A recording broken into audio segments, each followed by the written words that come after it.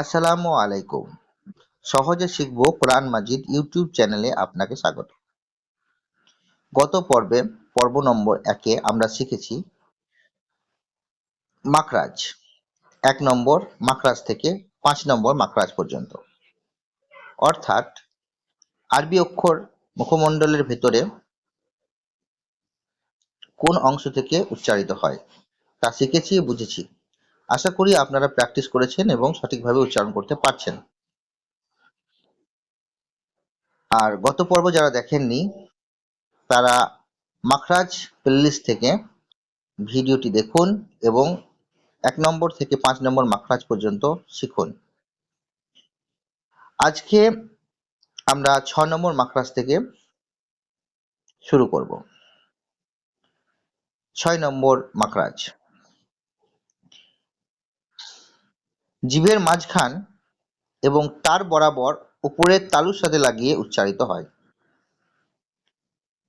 আমরা 5 নম্বর মাখরাজ দেখেছি জিভের গোড়া হতে একটু আগ বাড়িয়ে, মানে জিভের গোড়া থেকে উচ্চারিত হয় কফ এবং তার থেকে একটু আগে হয়, মানে জিভের মাঝখানের একটু পিছনে হয় কাফ এবং জিভের ঠিক মাঝখান থেকে উচ্চারিত হয় উপরের তার বরাবর উপরের তালুর সাথে লাগিয়েই উচ্চারিত হয় জিম, শিন, ইয়া।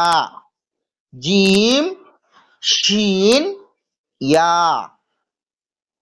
7 নম্বর মাখরাজ। জিভের কিনারা।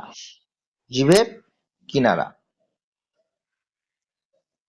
এবং তার বরাবর উপরের মাড়ির দাঁতের গোড়ার সাথে লাগিয়ে উচ্চারিত হয়।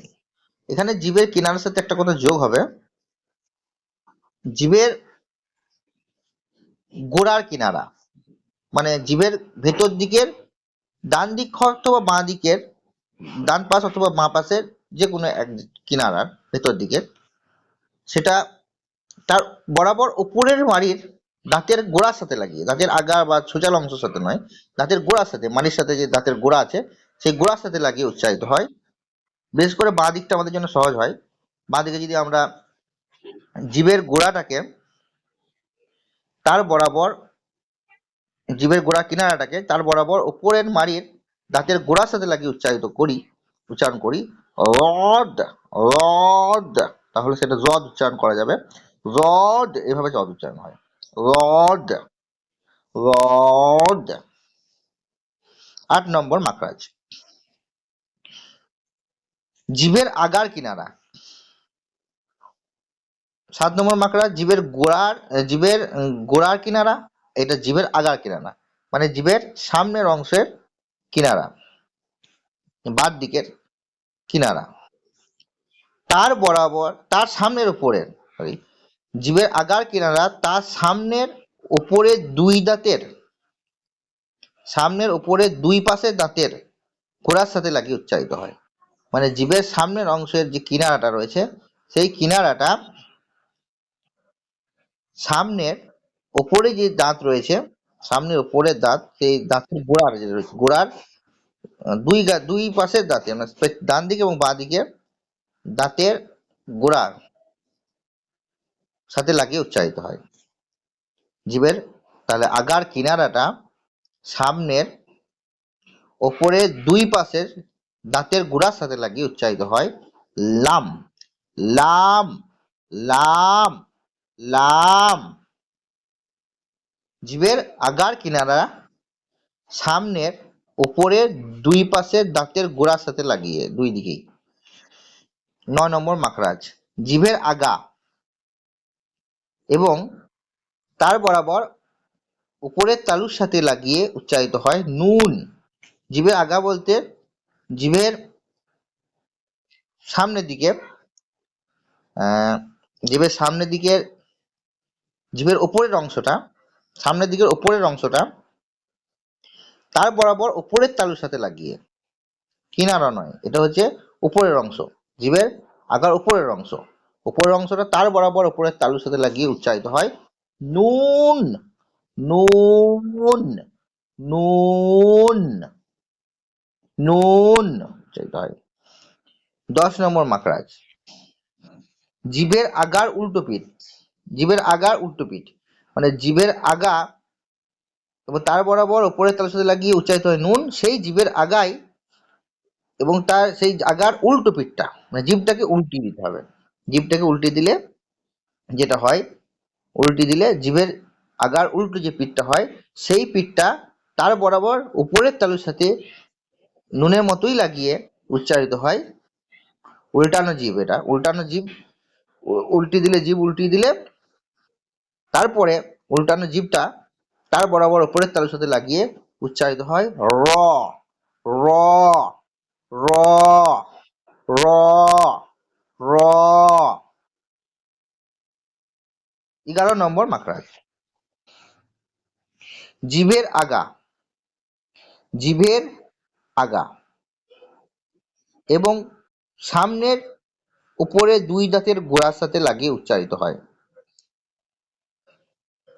জিভের আগা মানে জিভের সামনের অংশ আগা, যেরকম আগা দিয়ে আমরা নুন উচ্চারণ করেছি, আগা দিয়ে র উচ্চারণ করেছি, আগা দিয়ে র উচ্চারণ করেছি কিন্তু রটা আগার উল্টো পিঠ দিয়ে করেছি, কিন্তু নুনটা উচ্চারণ করেছি জিভের আগার সোজা পিঠ দিয়ে। তাহলে সেই জিভের আগার নুনের মতোই জিভের আগা সামনের ওপরের দুই দাঁতের গোড়ার সাথে লাগিয়ে, ওপরের দুটো দাঁতের সামনে যে দুটো দাঁত পাওয়া যায়, সামনেই যে দুটো দাঁত আছে সেই দুটোর দাঁতের গোড়ার সাথে লাগিয়ে আগাটা উচ্চারিত হয় ত ডাল তা, ত ডাল তা। 12 নম্বর মাখরাজ, 12 নম্বর মাখরাজ, জিভের আগা, 12 নম্বর মাখরাজ, জিভের আগা এবং সামনের ওপরে দুই দাঁতের আগার সাথে লাগিয়ে, গোড়ার সাথে নয়, এখানে দাঁতের গোড়া নয়, দাঁতের আগা, কিন্তু সেই জিভের আগায় আছে, যেখান থেকে আমাদের নুন উচ্চারিত হয়েছে জিভের আগা, সেই রকম জিভের আগায় সামনের ওপরে দুই দাঁতের গোড়ার সাথে না হয়ে, ত যেমন গোড়ার সাথে হয়েছিল দুই দাঁতের, এটা কিন্তু গোড়ার সাথে হবে না, এটা আগার সাথে, অর্থাৎ ধারালো অংশের সাথে লাগাতে হবে, লাগিয়ে উচ্চারিত হবে।